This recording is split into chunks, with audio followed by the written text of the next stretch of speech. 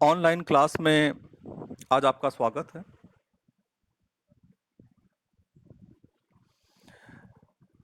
कल हम लोगों ने वेबर की दूसरी दशा का विवेचन किया था।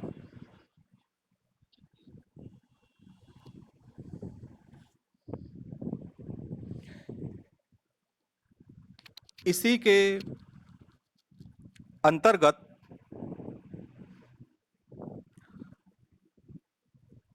ईंधन प्रधान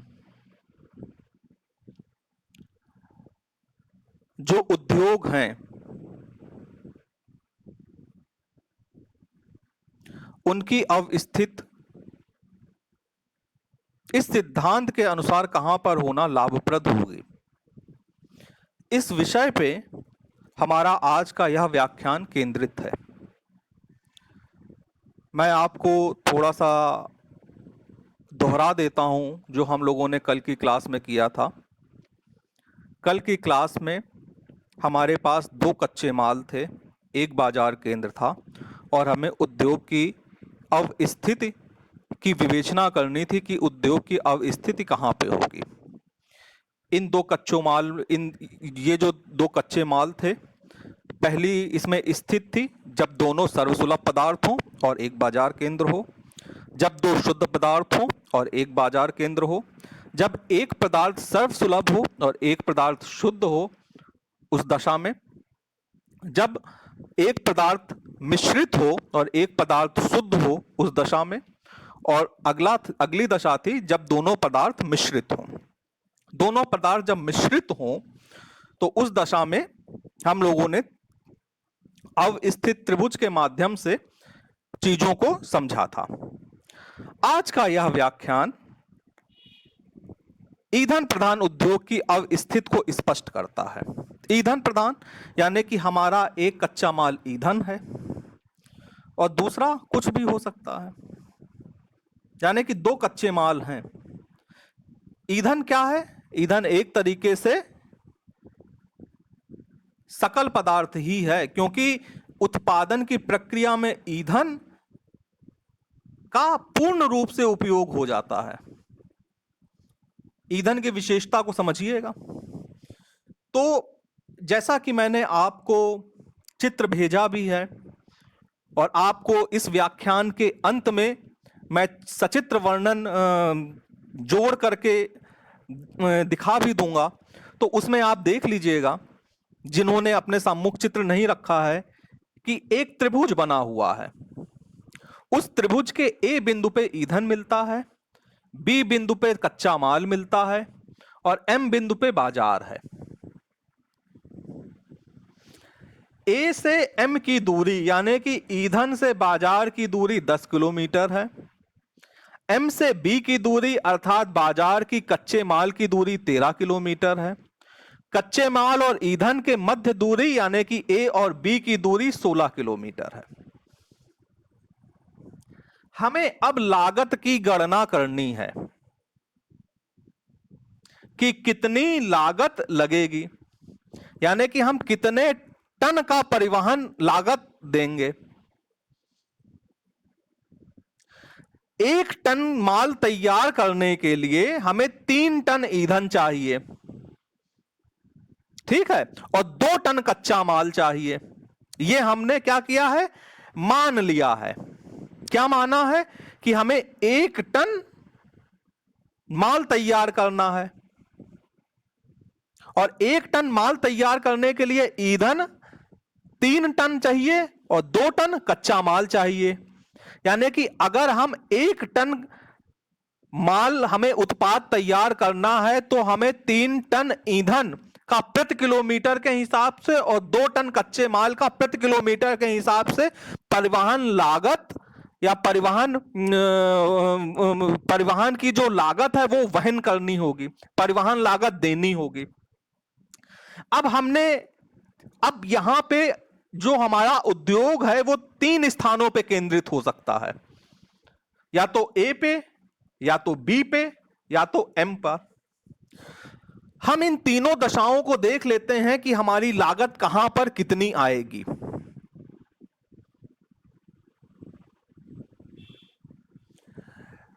सबसे पहले हम एम बिंदु लेते हैं। एम बिंदु क्या है?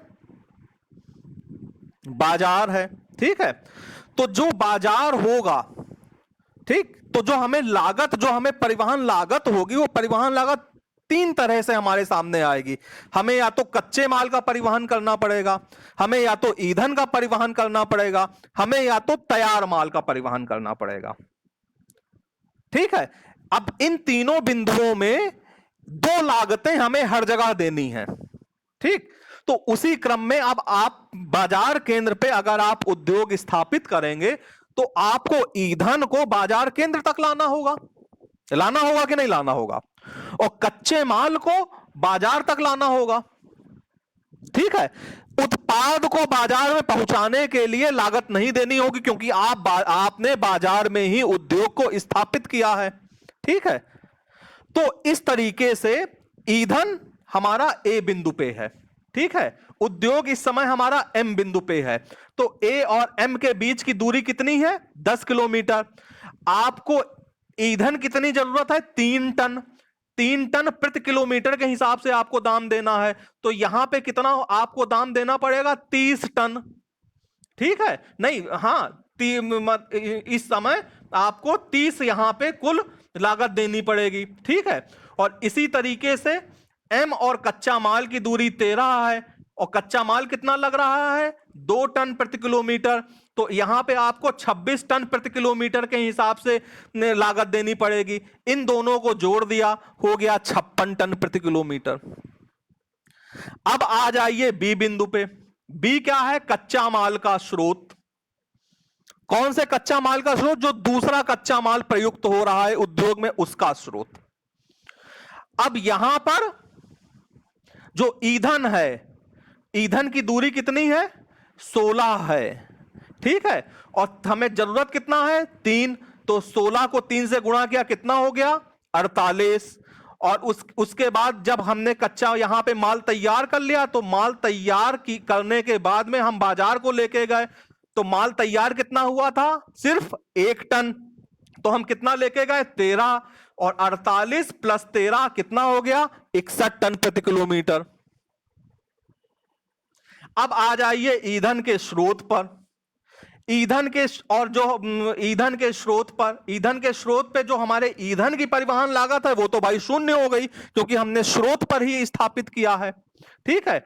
जो कच्चा माल है, वो कच्चा माल 16, कच्चा माल और ईंधन के बीच में दूरी है 16 किलोमीटर, और लगेगा हमारा कच्चा माल 2 टन, तो वो हो गया 32, ठीक है। और उसके बाद में ईंधन के स्रोत पे जब हमने माल को तैयार कर लिया, तो माल तैयार हुआ 1 टन। 1 टन माल बाजार गया, तो हो गया 10। 32 और 10 42। अब देखिए इस तालिका में एम पर अगर उद्योग स्थापित किया जा रहा है, तो 56 का हमें परिवहन लागत देना पड़ रहा है, 56 टन प्रति किलोमीटर का।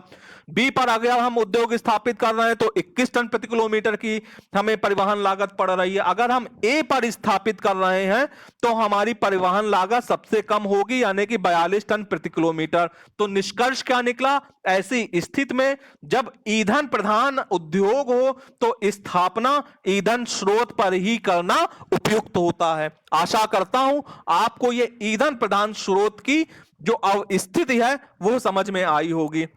मैं पुनः एक बार इसको फिर से दोहरा देता हूं, ताकि आप लोगों को समझ में अगर ना आया हो तो आ जाए। देखिए इस चित्र को ध्यान से। इस चित्र में 3 बिंदु हैं, ए, एम और बी। ए ईंधन का स्रोत है, एम बाजार केंद्र है, बी कच्चे माल का स्रोत है। एम और बी यानी कि बाजार और कच्चे माल के बीच में दूरी 13 किलोमीटर की है। ईंधन और कच्चे माल के बीच में दूरी 16 किलोमीटर की है। ईंधन और बाजार की दूरी 10 किलोमीटर की है। हमें उद्योग की स्थापना के लिए 3 टन ईंधन चाहिए, 2 टन कच्चा माल चाहिए, तब हम 1 टन माल तैयार कर पाएंगे। हमने 3 स्थितियां रखी कि 3 स्थितियों पे हम उद्योग की अवस्थिति की गणना कर लेते हैं। बाजार केंद्र एम पर, कच्चा माल स्रोत बी पर, ईंधन स्रोत ए पर। जब हम बाजार केंद्र पर स्थापना करेंगे, तो हमें तैयार माल का परिवहन नहीं देना पड़ेगा, वहां पे तैयार माल का परिवहन 0 हो जाएगा। जब हम कच्चे माल स्रोत बी पे उद्योग की स्थापना करेंगे तो कच्चे माल का परिवहन नहीं करना पड़ेगा, कच्चे माल का परिवहन शून्य हो जाएगा। जब हम ईंधन स्रोत पर तो उद्योग की स्थापना करेंगे तो ईंधन के लिए हमें परिवहन नहीं करना पड़ेगा, वो शून्य हो जाएगा। एम बाजार केंद्र पर जब हम स्थापना करेंगे तो ईंधन की लागत हमें देनी पड़ेगी 30 टन प्रति किलोमीटर के हिसाब से, और कच्चा माल हमारा लगेगा 26 टन प्रति किलोमीटर के हिसाब से। इस तरीके से हमारी कुल परिवहन लागत 56 टन प्रति किलोमीटर होगी। कच्चे माल में यही ईंधन की लागत हमारी 48 होगी, तैयार माल 13 होगा। इस तरीके से कुल परिवहन लागत 61 होगी। ईंधन स्रोत पे हमारी परिवहन लागत सबसे कम होगी क्योंकि कच्चा माल 32 है, तैयार माल के लिए 10 है, तो इस तरीके से 32 10 42 टन प्रति किलोमीटर की ही लागत हमारी वहां पर लगेगी।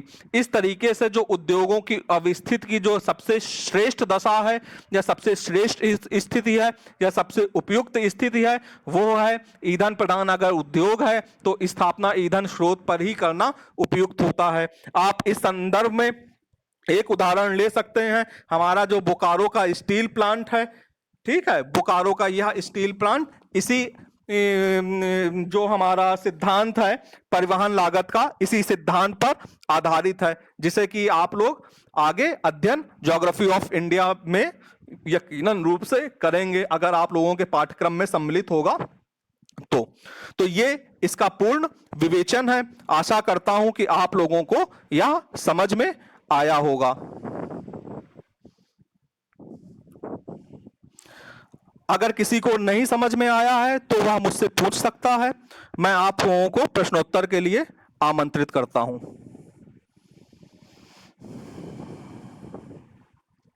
आशीष, दयानंद, हिमांशु, मंजुलता,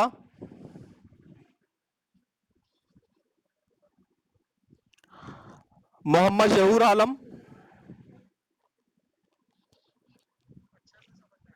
ठीक, निशा कुमारी, निशांत कुमार,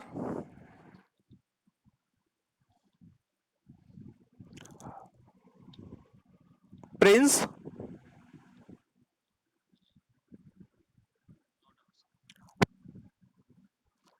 प्रियंका,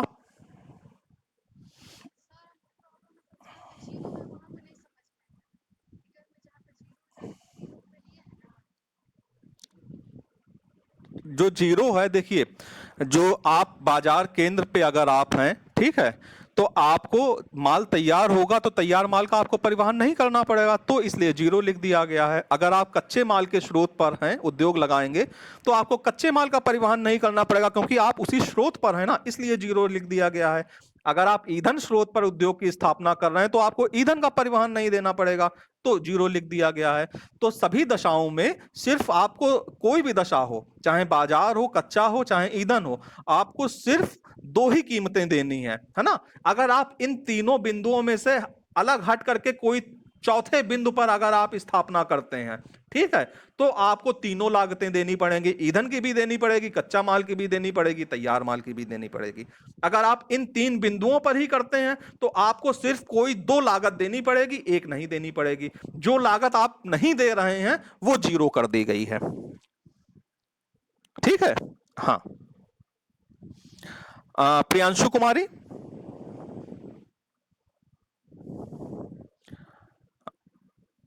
सच्चिदानंद, शिवानी कुमारी, ठीक। देखिए मैं आप लोगों के जो संशय है उस संशय को ये दूर करना चाहूंगा। ये जो ईंधन प्रधान उद्योग की विवेचना की गई है ये वेबर की दूसरी दशा के अंतर्गत ही की गई है। वेबर की दूसरी दशा की जो स्थिति थी, दो सकल पदार्थ और एक बाजार केंद्र, यानी कि दो मिश्रित पदार्थ हो और एक बाजार केंद्र हो, तब उद्योग कहाँ स्थापित होगा।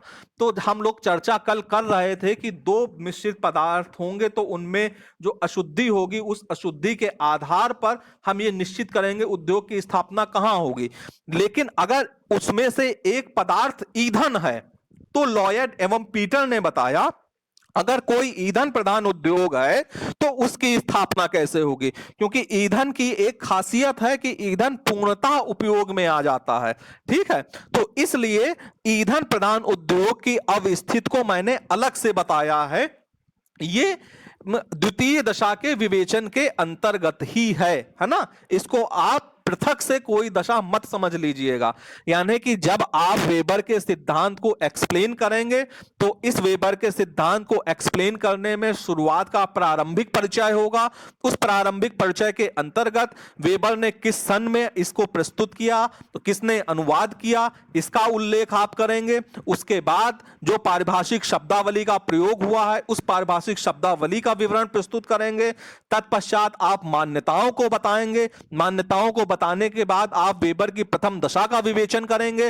वेबर की प्रथम दशा की विवेचना में आप जितनी स्थितियां हैं वो उन स्थितियों का विवेचन करेंगे। फिर दूसरी दशा में आएंगे, फिर दूसरी दशा के अंतर्गत ही इन सारी स्थितियों का विवेचन करेंगे और इसी में ईंधन प्रधान उद्योग का विवेचन करेंगे। इसके बाद वेबर की एक अगली व्याख्या आती है इसी सिद्धांत में, जिसे हम कहते हैं श्रम एवं समूहीकरण का प्रभाव, है ना, यानी कि effect of agglomeration, effect of labour. तो अब हम श्रम और समूहीकरण के प्रभाव का अगली कक्षा में अध्ययन करेंगे। ठीक है, आज का यह व्याख्यान यहीं तक। मैं इस व्याख्यान के बाद में सचित्र वर्णन आप लोगों की सुविधा के लिए जोड़ दूंगा, जिसे देख करके आप यकीनन लाभान्वित होंगे। मैं अपनी बात को यहीं पर समाप्त करता हूं। धन्यवाद। आपके सुगमतापूर्वक अध्ययन को ध्यान में रखते हुए आज के व्याख्यान का सचित्र वर्णन प्रस्तुत किया जा रहा है। कृपया ध्यान से सुने, ध्यान से देखें और लाभान्वित हो। कल हम लोगों ने वेबर की दूसरी दशा का विवेचन किया था।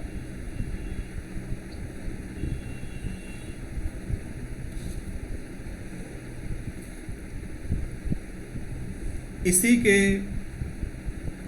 अंतर्गत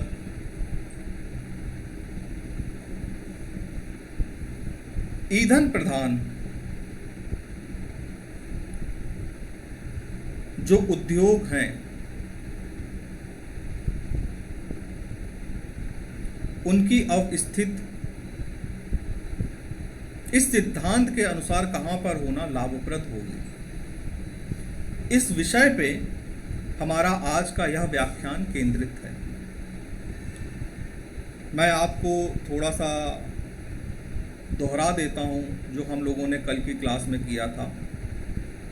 कल की क्लास में हमारे पास दो कच्चे माल थे, एक बाजार केंद्र था और हमें उद्योग की अवस्थिति की विवेचना करनी थी कि उद्योग की अवस्थिति कहाँ पे होगी। इन दो कच्चों माल ये जो दो कच्चे माल थे, पहली इसमें स्थित थी जब दोनों सर्वसुलभ पदार्थ हों और एक बाजार केंद्र हो, जब दो शुद्ध पदार्थ हों और एक बाजार केंद्र हो, जब एक पदार्थ सर्वसुलभ हो और एक पदार्थ शुद्ध हो उस दशा में, जब एक पदार्थ मिश्रित हो और एक पदार्थ शुद्ध हो उस दशा में, और अगली दशा थी जब दोनों पदार्थ मिश्रित हों। दोनों पदार्थ जब मिश्रित हों तो उस दशा में हम लोगों ने अवस्थित त्रिभुज के माध्यम से चीज़ों को समझा था।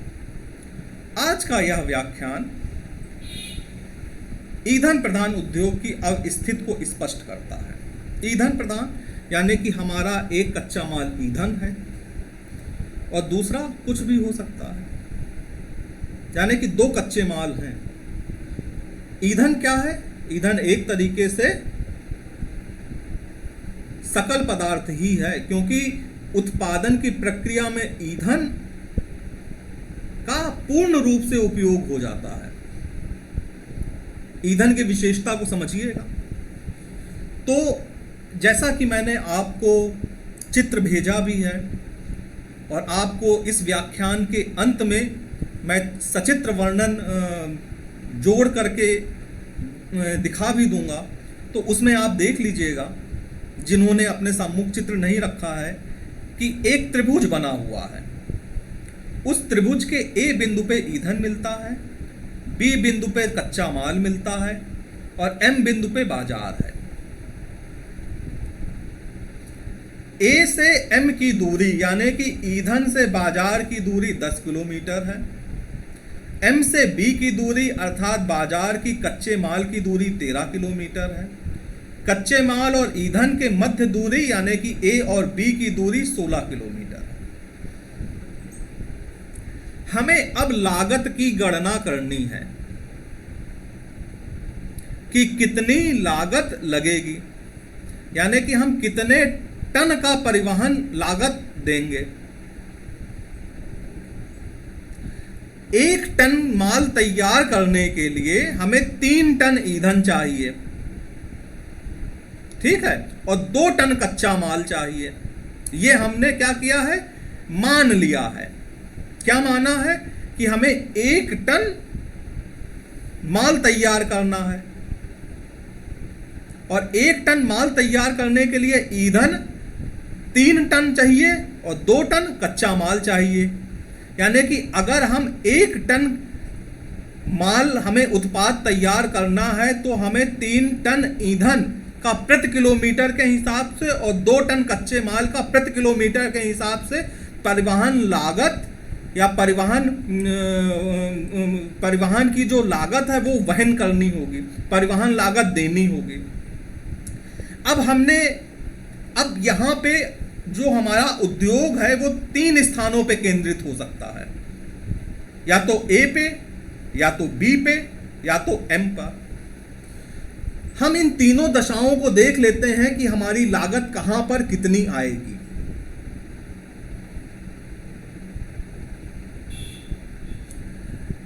सबसे पहले हम एम बिंदु लेते हैं। एम बिंदु क्या है, बाजार है, ठीक है। तो जो बाजार होगा, ठीक, तो जो हमें लागत, जो हमें परिवहन लागत होगी वो परिवहन लागत 3 तरह से हमारे सामने आएगी।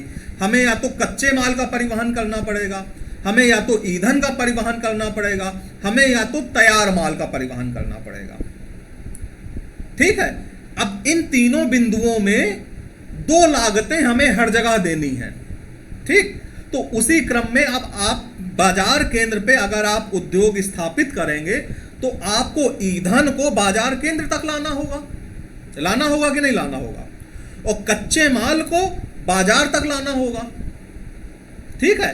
उत्पाद को बाजार में पहुंचाने के लिए लागत नहीं देनी होगी क्योंकि आपने बाजार में ही उद्योग को स्थापित किया है, ठीक है।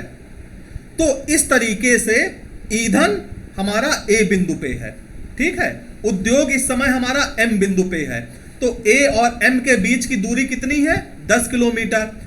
आपको ईंधन कितनी जरूरत है, 3 टन।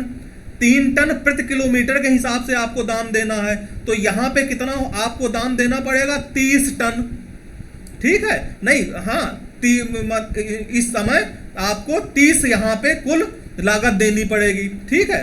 और इसी तरीके से एम और कच्चा माल की दूरी 13 है और कच्चा माल कितना लग रहा है, 2 टन प्रति किलोमीटर।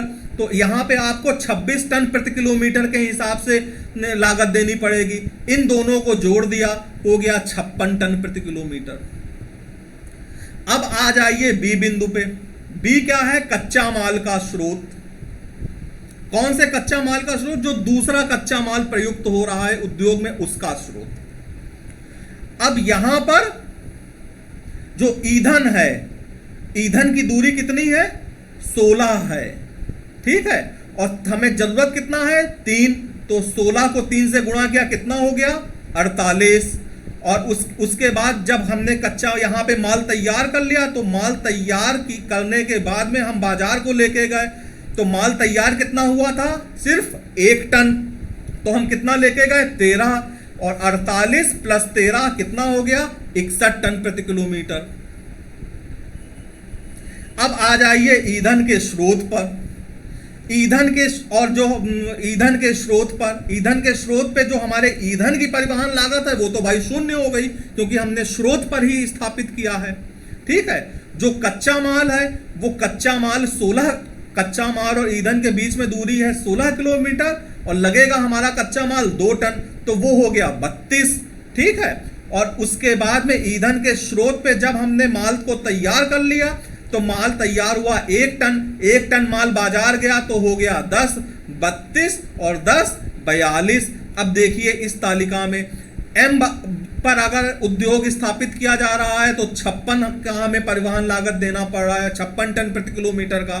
बी पर अगर हम उद्योग स्थापित कर रहे हैं तो 21 टन प्रति किलोमीटर की हमें परिवहन लागत पड़ रही है। अगर हम ए पर स्थापित कर रहे हैं तो हमारी परिवहन लागत सबसे कम होगी, यानी कि 42 टन प्रति किलोमीटर। तो निष्कर्ष क्या निकला, ऐसी स्थिति में जब ईंधन प्रधान उद्योग हो तो स्थापना ईंधन स्रोत पर ही करना उपयुक्त होता है। आशा करता हूं आपको ये ईंधन प्रधान स्रोत की जो स्थिति है वो समझ में आई होगी। मैं पुनः एक बार इसको फिर से दोहरा देता हूं ताकि आप लोगों को समझ में अगर ना आया हो तो आ जाए। देखिए इस चित्र को ध्यान से, इस चित्र में 3 बिंदु हैं, ए, एम और बी।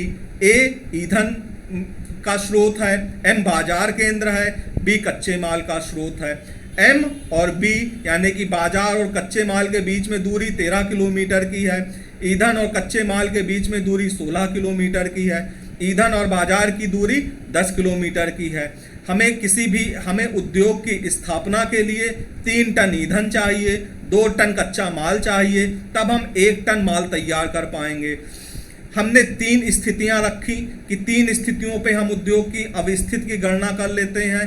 बाजार केंद्र एम पर, कच्चा माल स्रोत बी पर, ईंधन स्रोत ए पर। जब हम बाजार केंद्र पर स्थापना करेंगे तो हमें तैयार माल का परिवहन नहीं देना पड़ेगा, वहां पे तैयार माल का परिवहन 0 हो जाएगा। जब हम कच्चे माल स्रोत बी पे उद्योग की स्थापना करेंगे तो कच्चे माल का परिवहन नहीं करना पड़ेगा, कच्चे माल का परिवहन 0 हो जाएगा। जब हम ईंधन स्रोत पर उद्योग की स्थापना करेंगे तो ईंधन के लिए हमें परिवहन नहीं करना पड़ेगा, वो 0 हो जाएगा। एम बाजार केंद्र पर जब हम स्थापना करेंगे तो ईंधन की लागत हमें देनी पड़ेगी 30 टन प्रति किलोमीटर के हिसाब से और कच्चा माल हमारा लगेगा 26 टन प्रति किलोमीटर के हिसाब से। इस तरीके से हमारी कुल परिवहन लागत 56 टन प्रति किलोमीटर होगी। कच्चे माल में यही ईंधन की लागत हमारी 48 होगी, तैयार माल 13 होगा। इस तरीके से कुल परिवहन लागत 61 होगी। ईंधन स्रोत पे हमारी परिवहन लागत सबसे कम होगी क्योंकि कच्चा माल 32 है, तैयार माल के लिए 10 है। तो इस तरीके से 32 10 42 टन प्रति किलोमीटर की ही लागत हमारी वहां पर लगेगी। इस तरीके से जो उद्योगों की अवस्थिति की जो सबसे श्रेष्ठ दशा है या सबसे श्रेष्ठ स्थिति है या सबसे उपयुक्त स्थिति है वो है ईंधन प्रधान अगर उद्योग है तो स्थापना ईंधन स्रोत पर ही करना उपयुक्त होता है। आप इस संदर्भ में एक उदाहरण ले सकते हैं, हमारा जो बोकारो का स्टील प्लांट है, ठीक है, बोकारो का यह स्टील प्लांट इसी जो हमारा सिद्धांत है परिवहन लागत का, इसी सिद्धांत पर आधारित है, जिसे कि आप लोग आगे अध्ययन ज्योग्राफी ऑफ इंडिया में यकीनन रूप से करेंगे अगर आप लोगों के पाठ्यक्रम में सम्मिलित होगा तो ये इसका पूर्ण विवेचन है। आशा करता हूं कि आप लोगों को यह समझ में आया होगा।